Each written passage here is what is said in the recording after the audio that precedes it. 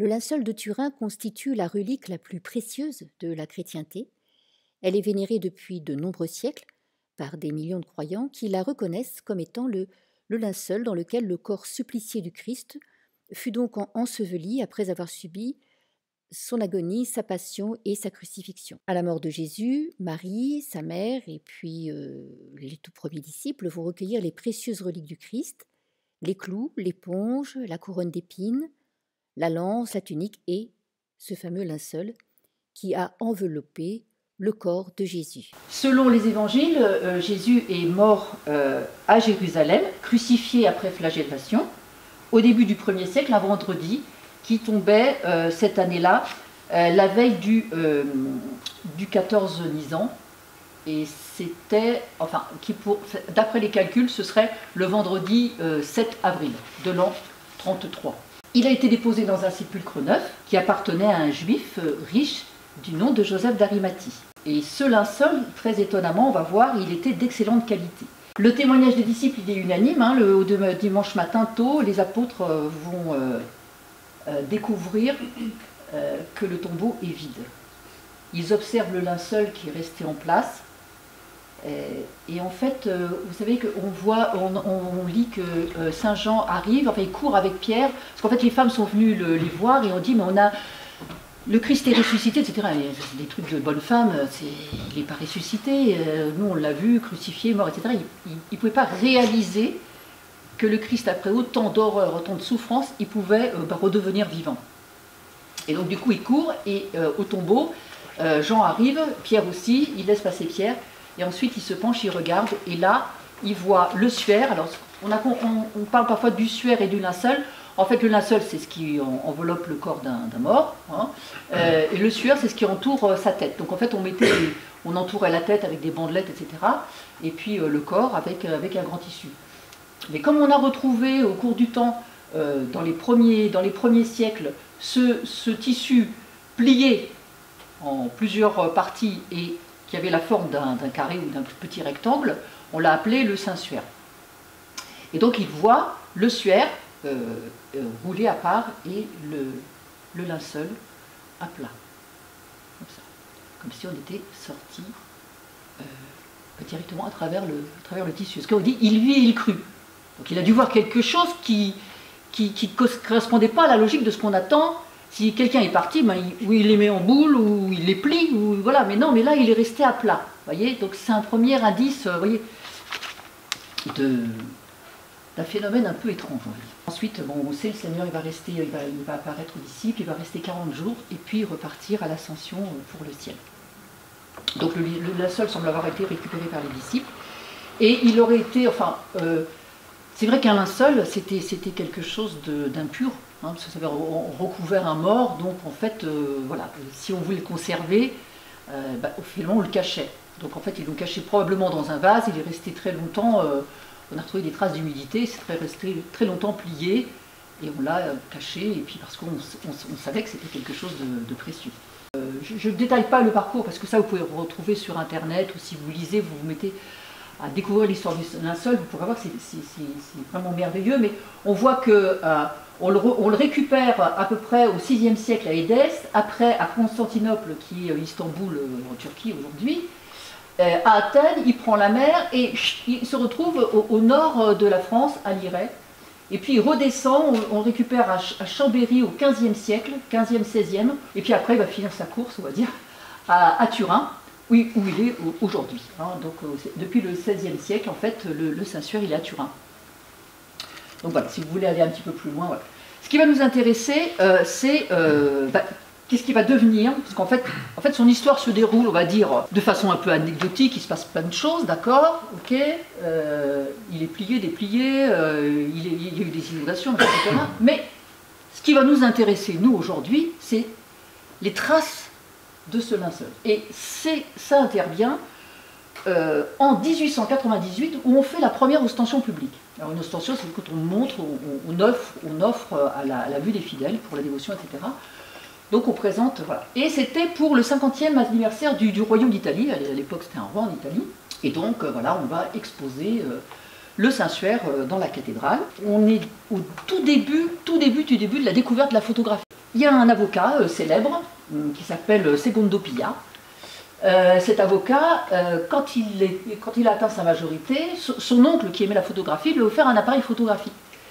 Et donc il s'est lancé là-dedans et ça lui plaît énormément. Et alors du coup, il part avec sa charrette, ses bœufs, et puis il sillonne toutes les villes, etc. Et il prend plein de photos avec son appareil. Alors vous allez voir, c'est quand même, voilà, premier appareil photographique de l'époque. Vous voyez, une boîte noire. Hein, parce qu'évidemment, ce n'était pas les appareils numériques, vous savez, voilà, vous avez 5 milliards de photos, si vous voulez, dans votre petite boîte. Là, il fallait développer sur une plaque qui s'appelait, une plaque qu'on recouvrait de sel d'argent. Alors, je vous passe les détails parce que c'est très compliqué, je ne suis pas prof de physique, mais enfin, en tout cas, pour révéler une image, en fait, on projetait de la lumière sur l'objet. La lumière se reflétait sur la plaque qui était enduite de sel d'argent, bref, deux sels différents qui ont chacun un qui a ion moins et l'autre a des ions plus. Et alors, ça s'accroche et ça fait des taches noires. Et à force de faire des taches noires, du coup, on obtient un négatif. Et à partir de là, dans une chambre noire, on va le développer et du coup, tout ce qui est noir va redevenir blanc et tout ce qui est blanc va redevenir noir. C'est comme ça qu'on a des photos en noir et blanc. Mais dans un premier temps, on a ce qu'on appelle un négatif. Vous avez dû voir ça chez vos grands-mères, voilà. Bon. Pour faire la promotion de cette ostension, le maire avait dit, bon écoutez, on pourrait faire des reproductions, parce qu'à l'époque, photo on n'en avait pas tellement, donc je ne sais pas si c'était au crayon, à l'encre ou quoi.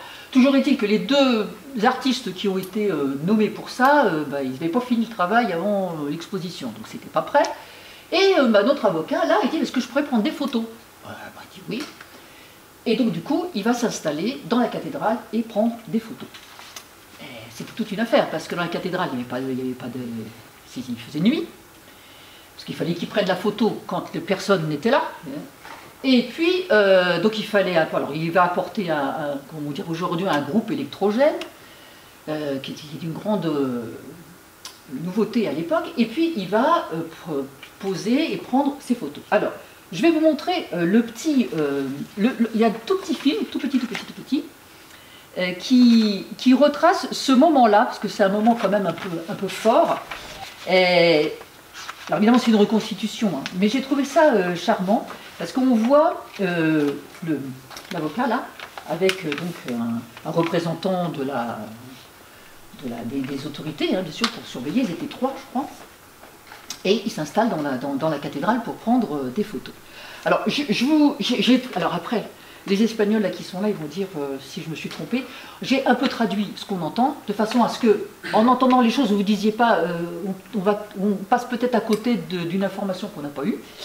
Donc si je me trompe, vous me direz. Ce que j'ai compris, c'est que, donc ça c'est la reconstitution du moment des premières photos officielles prises pendant la Semaine Sainte à Turin en 1898. Alors, au début, il parle un peu en italien, il dit pronto, il dit vite. C'est une célébration assez spéciale, et pour la première fois, on permis la prise de photos par un photographe amateur célèbre, Segundo Pilla. Avant notre ère du digital, la photographie était un procédé chimique qui permettait de révéler une image sur une plaque recouverte d'émulsion. En premier lieu, l'impression donnait un contraste noir et blanc, un négatif, et ensuite le transfert avait lieu sur le papier. Au moment de prendre la photographie, le photographe ne sait pas comment sortira l'image jusqu'au moment où se révéleront les effets sur la plaque de verre. Il y a d'abord sur la plaque de verre, hein, ce que je vous ai dit, le négatif là. les petits ions qui se regroupent et puis qui font des masses noires. Voilà. Et quand il n'y a pas de masse noire, ça va faire du blanc. D'accord ? Ça va faire de la lumière. Et puis si c'est espacé, ça va faire du gris. Il se révéla une extraordinaire propriété. L'image qui apparaissait sur la plaque était beaucoup plus significative que celle qu'on voyait en réalité. Comme les autres photographies qui seront prises ultérieurement, ainsi que les améliorations constantes de la technique, cette image du négatif révélera de plus en plus les ombres et la lumière de manière naturelle. Ce type de photographie négative était la positive, et elle fut cachée jusqu'à ce qu'elle soit révélée par la découverte du procédé photographique. Je pense que j'ai bien... Enfin, on a compris que ça, c'était caché dans la science, et en fait, ça a été révélé quand on a découvert la photographie. Nous pouvons dire que cette image est celle de Jésus de Nazareth, fondateur du christianisme, et qui est mort il y a 2000 ans.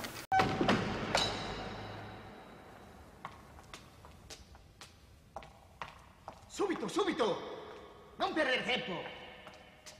Grazie. Sposta la lampada. En 1898, un año de celebraciones especiales en Turín, la sábana se expuso temporalmente enmarcada en la catedral de la ciudad. Por primera vez se dio permiso para fotografiarla. Spingimi avanti. Dai, dai. El encargo recayó sobre un respetable aficionado. Avanti, avanti. Su, basta. Antes de nuestra era digital, la fotografía era un proceso químico y se grababa la imagen sobre una placa de vidrio. Primero había que crear una imagen negativa en la que se invertía la luz y la sombra, así como la geometría. A continuación, se podía imprimir en papel y revertir el efecto. En el momento de tomar la fotografía, el fotógrafo desconocía cómo saldría, hasta el momento de revelar la placa de vidrio. Se reveló una extraordinaria propiedad. La imagen que parecía era mucho más significativa. Como generaciones de fotógrafos confirmarían posteriormente, aprovechándose de las constantes mejoras de la tecnología, cada vez que las huellas de la sábana son vistas como un negativo, revelan las luces y las sombras de manera asombrosamente natural. Parece que estamos viendo algún tipo de fotografía positiva que habría permanecido oculta en la tela hasta que fue revelada por la era de la fotografía.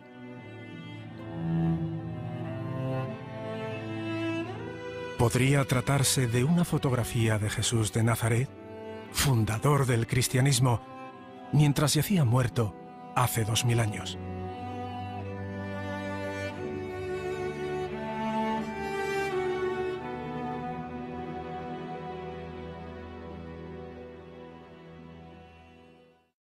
Voilà ce qui apparaît.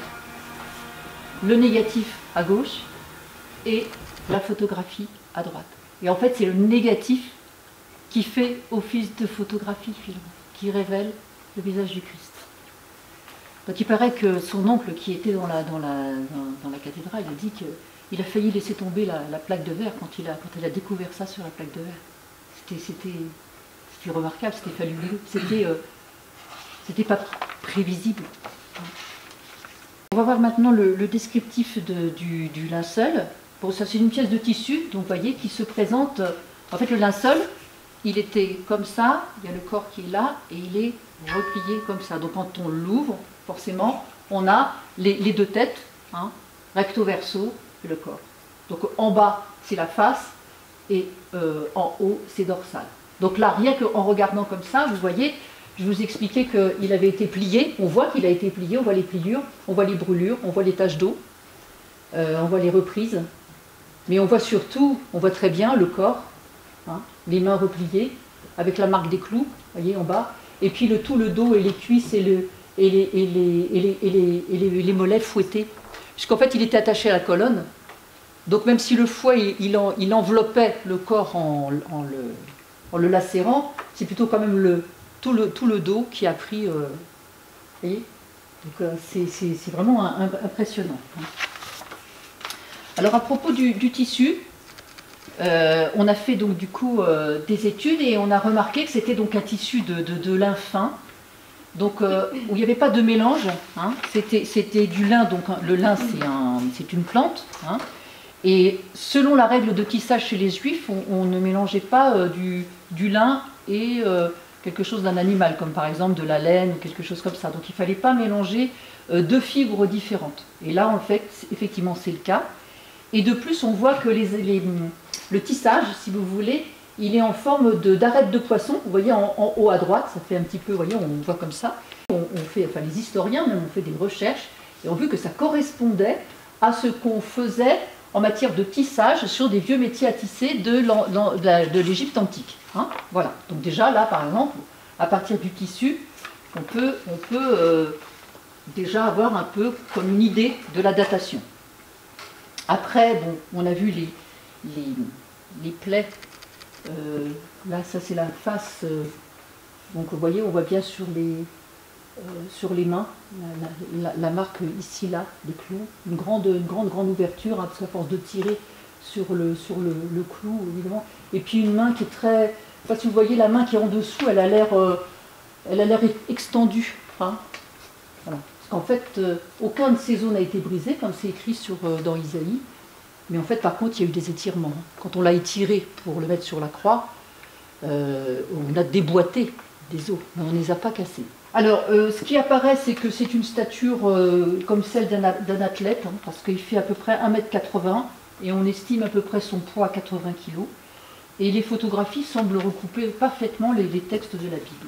Donc là, ensuite, il s'est monté des équipes, évidemment, de chercheurs. Vous voyez, on a travaillé à partir de là, avec des outils très, très performants. Et les résultats ont été étonnants. On a trouvé des plantes du Moyen-Orient sur le tissu. Et sur l'analyse anatomique, on a pu voir une précision médicale inhabituelle. C'est-à-dire qu'en fait, on peut lire sur les traces, les marques des blessures, en fait, qu'est-ce qui s'est passé comme type de coup. Je vais aborder maintenant une parenthèse en ce qui concerne l'expérience qui a été faite par des scientifiques avec la méthode du carbone 14 dans les années, comme je vous disais, 1990. Le carbone 14, ça a été vraiment... Il y a des gens qui aujourd'hui encore revendiquent que le test au carbone 14 prouve que le sensuaire est un faux et qui vient du Moyen-Âge. Alors, c'est quoi le carbone 14 ? En fait, ça part du principe que quand un organisme il meurt, la quantité de radiocarbone qu'il contient, c'est-à-dire que son activité radiologique, elle va décroître au cours du temps de façon exponentielle. Donc plus on va s'éloigner, et moins on va retrouver de traces de carbone 14, et puis si on fait une échelle, à un moment donné, on va réussir à dater. Et là, évidemment, on a daté que ça ne pouvait être que... On pouvait faire remonter l'origine au XIIIe siècle. Or, on est bien d'accord qu'on est parti sur un critère précis, mais qu'il y a d'autres critères qui entrent en ligne de compte pour ça. Et donc, du coup, les scientifiques se sont réappropriés ces données. Alors, vous verrez, par exemple, il y a des sites internet qui sont restés là-dessus, hein, parce qu'ils ont décidé que, voilà, on a une polémique sur le carbone 14 et qu'on a décidé que c'était un faux, d'accord, très bien. Sauf que là, si vous voulez, c'est fait comme un procès, quoi. Ils ont fait appel et on avance avec de nouveaux outils. Et ils ont pensé que l'enrichissement au carbone 14, ça pouvait être dû aussi au cours de son histoire mouvementée. Par exemple, les causes d'enrichissement possibles, c'est quand il y a eu par exemple le feu. Quand il y a eu incendie, il y a une forte chaleur, donc ça a pu changer forcément, bien sûr, les données chimiques, d'accord. Et puis le tissu a été vénéré longtemps, maintenant on ne peut plus y toucher, mais ceux qui le font scientifiquement, ils prennent toutes les mesures de distance possibles. Mais bon, il a été vénéré, touché, voilà. Donc on y a apporté donc forcément des bactéries, des moisissures, etc. Et puis ce qu'on a découvert quand même, c'est que dans le tissu étaient tramés, étaient imprimés, et ça c'est écrit en blanc, donc là ça ressort en noir, des inscriptions qui sont en grec et en latin, d'accord. Donc en fait, s'il y a des inscriptions sur le linceul en grec et en latin, pourquoi c'est pas en français du XIIIe siècle? On se demande, d'accord. Donc là aussi, c'est un élément qui fait justice. Mais bon, on le voit, ce qui est plus probant, c'est que cette image négative, elle est enregistrée aujourd'hui, elle est découverte, elle est révélée aujourd'hui, et en fait, pour qu'elle soit révélée, ça veut dire qu'il y avait une intention derrière. Dieu sait tout. Il savait qu'on allait découvrir la photographie au 19e siècle, d'accord? Mais si c'était un faux, pourquoi on le révèle que maintenant? Il y a quelque chose qui n'est pas logique. De qu'on le découvre seulement maintenant, ça veut dire que, à cette époque-là, on ne connaissait pas ce procédé-là, tout simplement. Et puis alors, en plus, on a donc avancé, et on a mis en œuvre ce qu'on appelle les expériences de tridimensionnalité, vous savez, en 3D, c'est-à-dire qu'en fait, on met avec les spécialistes de technologie de la NASA, qui étudient par exemple le relief sur Mars, hein. Mars c'est loin, donc pour essayer de donner du relief, on est obligé de retravailler les images, et en mettant cette image sur un écran, un analyseur d'images, eh bien, on finit par avoir cette image en tridimensionnalité, mais qui n'est, si vous remarquez bien, on dirait presque une statue, mais elle n'est pas déformée. Elle n'est pas déformée du tout, elle a simplement du volume.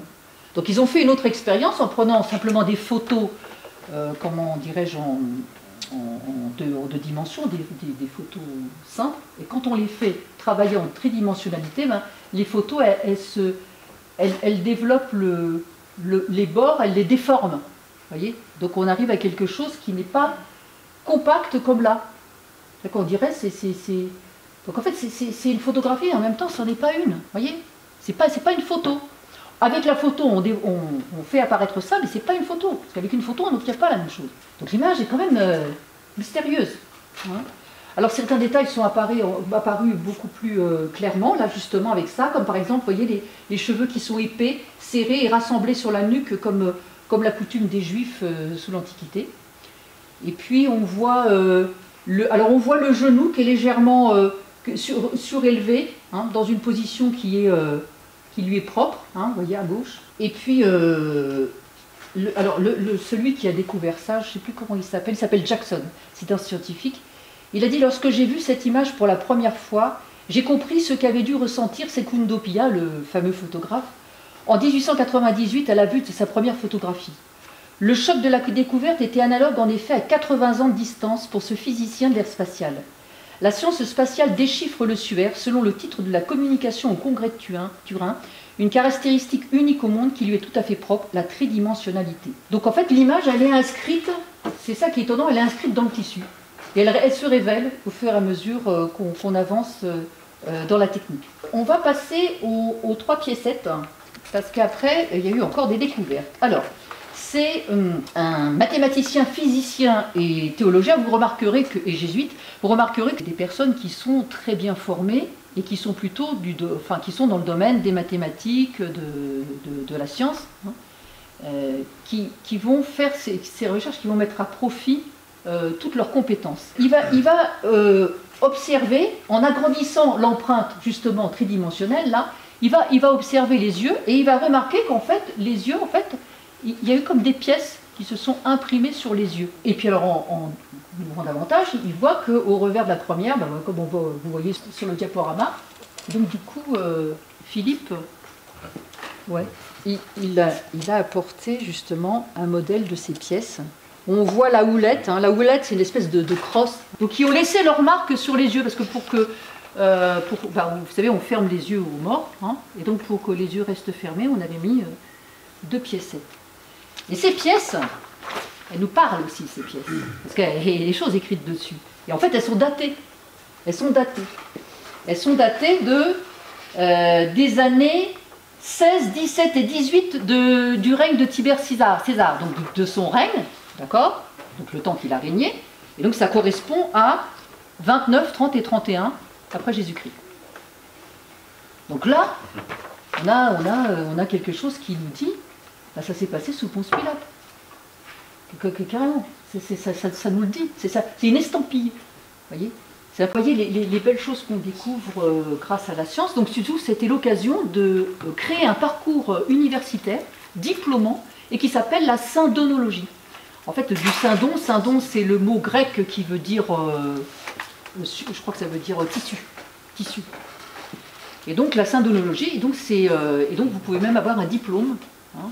En fait, vous voyez, alors donc du coup, quand il y a un parcours comme ça universitaire, en fait, on fait des recherches, et les recherches permettent de faire progresser le cursus, voyez. Alors, on va voir un petit peu l'enclouage des mains et des pieds. Alors là, on va faire un peu d'anatomie, parce qu'en fait, évidemment, on a aussi la médecine légale qui s'intéresse à ça. C'est-à-dire qu'en fait, non seulement on a des scientifiques, mais on a aussi des médecins qui travaillent sur des cadavres pour faire avancer la science, d'accord. Et donc, à propos de ça, il y a eu deux choses intéressantes. Alors, l'une, c'est le fameux espace de Destot, qui est donc c'est un médecin, qui a trouvé, qui s'est rendu compte que finalement, pour suspendre un crucifié, il fallait que la prise soit suffisante pour pas que ça déchire la main. Si c'est au creux de la main, là, comme ça ne tient pas.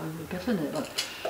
C'est-à-dire, pour cette raison-là, que s'est répandue l'idée, enfin moi j'ai un prof de philo qui m'a fait perdre la foi avec ça, en nous disant que du coup ça ne pouvait pas tenir, et que du coup on avait mis des cordes, et qu'en fait, quitte à mettre des cordes, on n'avait pas mis de clous. Pour un prof de philo, ça fait un raisonnement un peu maigre, mais pour quelqu'un qui, voilà, comme moi, qui c'était les années 68, ça coule. Ça coule bien. Bon bref, alors donc du coup, effectivement, ça ne tient pas là, donc en fait il y avait des expériences en s'apercevant que finalement, en passant de ce que s'est appelé l'espace de Destot, on pouvait effectivement, sans casser d'os, sans briser aucun os, passer le clou et que la main tienne sur une traction de plusieurs heures. Oui, parce que sur la plupart des tableaux, en fait, on a l'impression qu'il a été cloué dans les paumes. Ouais. Dans les paumes. Ouais. Alors, il y a une autre... alors, depuis ça a avancé aussi, d'autres ont fait d'autres expériences, et en fait, ils appellent ça l'espace Z. En fait, ce serait un tout petit peu plus haut, mais toujours là, ici, là, par là, ce serait un tout petit peu plus haut, et là aussi, on pourrait passer. Et du coup, ça expliquerait que, ça serait plus conforme à ce qu'on dit, il a eu les mains percées. Voilà. J'ouvre une parenthèse à propos de l'enclouage des pieds. Le rapport d'expérience du docteur Mera, ancienne interne de l'hôpital Saint-Joseph de Paris, qui est chirurgien orthopédiste, et qui s'est penché sur le problème de la crucifixion, qui s'est penché sur le problème de l'enclouage des pieds. Je le cite. Alors que nous examinions, frère Bruno et moi-même, la photographie de la crucifixion expérimentale réalisée par le docteur Barbet, nous avons été frappés par la position des pieds. Les Romains achevaient les crucifiés trop résistants par une fracture des jambes ou des cuisses. Nous connaissons par les évangélistes les détails des derniers instants de Jésus de Nazareth. Pour Matthieu et Marc, il a crié d'une voix forte « Eloi, Eloi, lama sabachthani » et il a poussé un grand cri en expirant. Pour Luc, il a prononcé 3 longues phrases et a poussé un grand cri en rendant l'esprit. Pour Jean, il a également parlé à 4 reprises avant d'expirer. Il fallait donc qu'il eût la possibilité d'aider l'attraction sur les bras par une poussée solide sur les pieds pour se soulever, expulser de ses poumons l'air vicié et animer puissamment ses cordes vocales. Cet appui solide, ce n'est pas celui que nous voyons sur l'expérience de Barbet. Cette fixation n'aurait pu résister au poids d'un corps de 70 kilos au moins. Jésus étant déjà mort lorsque Joseph d'Arimathie a réclamé son corps, le centurion s'est contenté d'un coup de lance au côté. Les jambes n'ont pas été brisées. Je continue la citation.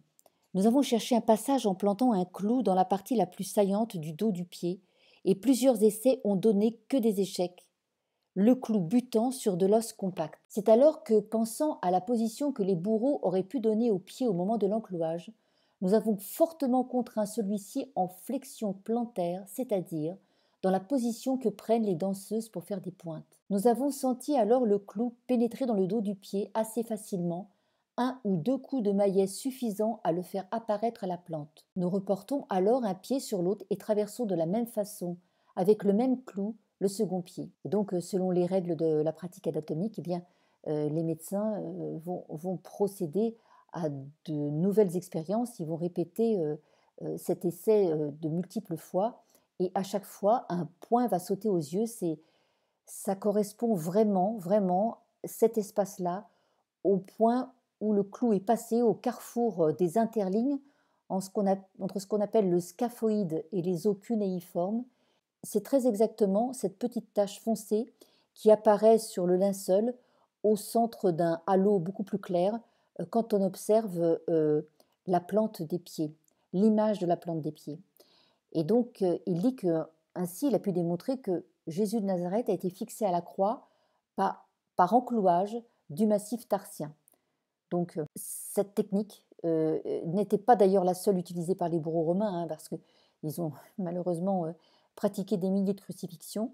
Mais en conclusion, le médecin disait « Nous ne prétendons pas apporter une étude exhaustive de la crucifixion romaine. L'analyse que nous vous présentons apporte, pensons-nous, une preuve supplémentaire d'authenticité du linceul. Les taches de sang déposées sur son linge sont donc bien, comme le docteur Barbel a montré pour les autres blessures, en parfait accord avec l'anatomie et la physiologie.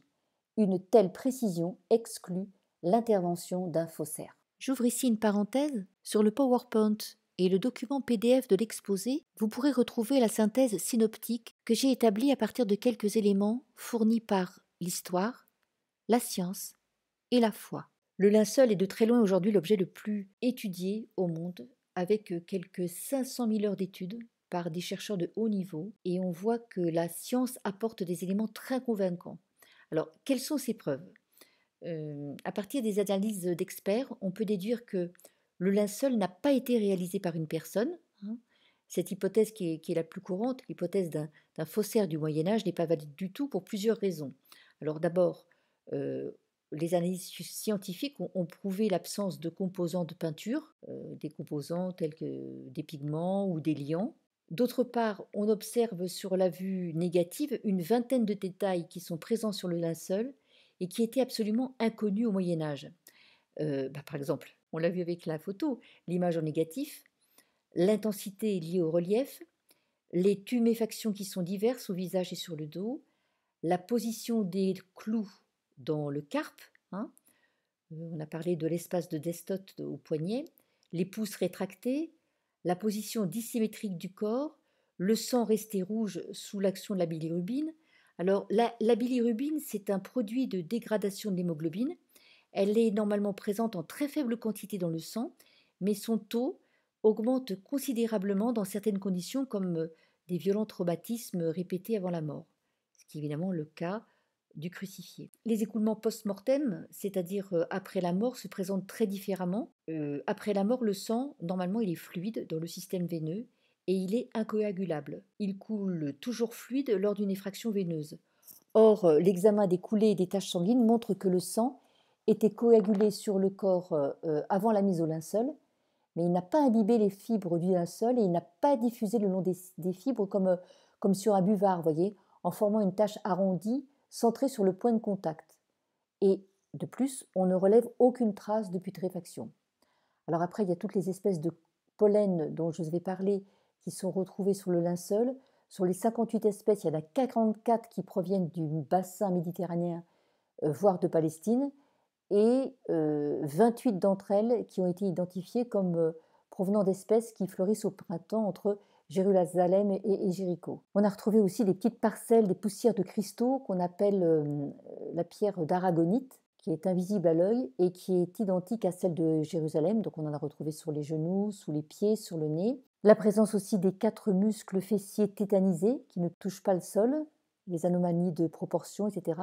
Il est frappant que l'image que ce corps a transmise soit si conforme et sans aucune erreur à l'intégralité des textes évangéliques de la Passion du Christ, avec tous les détails de la flagellation, du port du patibulum, la partie transversale de la croix, de la crucifixion, du couronnement d'épines, du coup de lance post-mortem, du transport au tombeau, etc. Et puis cette image a même révélé des détails sur le crucifixion que nous ne connaissions pas encore jusqu'à maintenant, des détails qui étaient bien sûr inconnus au XIVe siècle et qui ne pouvaient donc pas être imaginés, a fortiori par un faussaire. Donc, si elle n'a pas été réalisée par une personne, l'empreinte s'est donc faite soit par contact, soit à distance, soit par un rayonnement. L'hypothèse d'une image produite par contact est exclue parce que dans ce cas, on aurait vu une déformation de l'empreinte sur les côtés de la tête et du corps qui aurait élargi l'image. On arrive à une hypothèse de production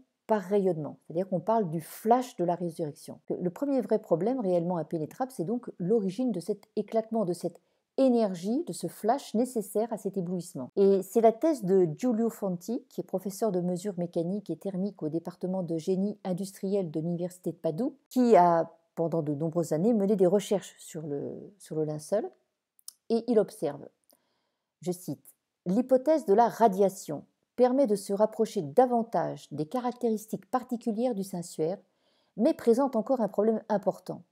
on peut seulement reproduire de petites parties de l'image, de l'ordre de quelques centimètres carrés de tissu, parce qu'autrement, il faudrait des énergies qui ne sont pas encore disponibles en laboratoire. Et ces expériences réalisées à Padoue par Fanti, en collaboration avec un autre professeur, elles ont requis des tensions électriques de l'ordre d'environ 500 000 volts pour obtenir des images semblables au Saint-Suaire de seulement quelques centimètres de long. Vous voyez, parmi les hypothèses de radiation, seule celle qui se base sur l'effet corona, c'est-à-dire une décharge électrique particulière, satisfait à toutes les caractéristiques de l'image du corps du Saint-Suaire. Même si pour obtenir une figure aussi grande que celle présente sur la toile de Turin, eh bien, conclut l'auteur, il faudrait des tensions allant jusqu'à des dizaines de millions de volts, ou bien, en sortant du domaine scientifique, eh bien, on suggère un phénomène lié à la résurrection. Donc en résumé, le rayonnement dont on parle est actuellement incompréhensible, à moins que le phénomène ne soit surnaturel. La conclusion, eh bien, c'est que le Nouveau Testament affirme que Jésus est ressuscité d'entre les morts. Le professeur Stevenson souligne que Jésus et l'homme du Suaire ont tous deux été exécutés comme des criminels et cependant enterrés avec honneur dans du pur lin et individuellement. Donc du coup, Stevenson, il calcule la probabilité que deux hommes aient été crucifiés et ensevelis de cette manière. En adoptant volontairement, bien entendu, une approche sceptique, il parvient au chiffre de une chance sur 82 944 000 que l'homme enseveli dans le Suaire ne soit pas Jésus. Et on va retenir pour conclure la conclusion de ce statisticien professionnel qui dit « Il n'existe aucune probabilité pratique que quelqu'un d'autre que Jésus-Christ soit enseveli dans le Suaire de Turin. » Pour conclure, je voudrais souligner le fait que toutes ces marques d'amour du Seigneur sont là pour nous rappeler qu'il nous a aimés au-delà de toute raison. C'est pourquoi on appelle la souffrance et la mort de Jésus, on l'appelle la passion. C'est une grande passion d'amour. Je voudrais vous lire un poème qui conclut merveilleusement bien cet exposé sur le linceul de Turin. Au cœur de l'arbre, il y a le fruit. Au cœur du fruit, il y a la graine. Au cœur des graines, il y a la vie et la saison prochaine. Au cœur de l'arbre, il y a l'amour. Au cœur de l'amour, il y a la peine. Au cœur des peines, il y a le jour que le matin ramène. Au cœur de l'arbre, il y a le bois. Au cœur du bois, il y a la planche. Et de deux planches, on fait la croix qui retient Dieu dans ses branches. Vous pouvez retrouver l'intégralité de cette conférence sur www.pédago-web.com ou bien encore sur la chaîne YouTube Cœur Libre. Je vous dis à bientôt pour un autre partage.